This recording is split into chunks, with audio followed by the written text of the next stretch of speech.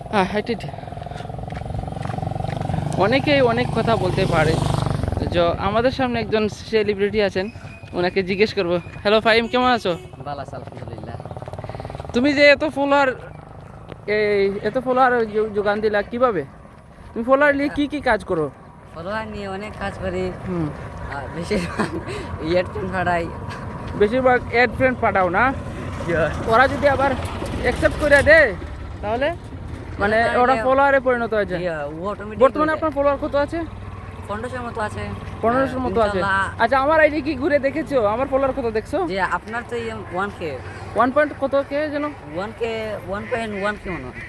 ও আচ্ছা আচ্ছা, 1100 সামথিং। জি আচ্ছা, গতকালকেও দেখেছিলা জি, গতকাল 900 দেখেছিলাম। আমার? হ্যাঁ। জি ভাই। আর তোমার তো আইডিটা খোলা হয়েছে কতদিন হলো? কালকে করেছি। তুমি একদিনের মধ্যে সেলিব্রিটি হয়ে গেছো। আচ্ছা ঠিক আছে, তাহলে একদিনের ভিতরে সেলিব্রিটি হয়ে এখন তোমার ফলোয়ার কত?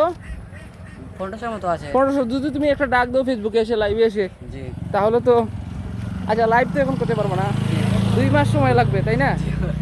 2 মাস সময়ের ভিতরেই তোমার এই ফলোয়ারগুলা ডাক মারলে চলে আসবে বিভিন্ন কারণে। মনে করো ফিল্ডের মধ্যে একটা ডাক দিলা, জি কোথায় আপনারা, আমি এখানে চলে যাবো আজকে, আমার এখানে মিটিং, আসো তোমরা দেখা করে যাও।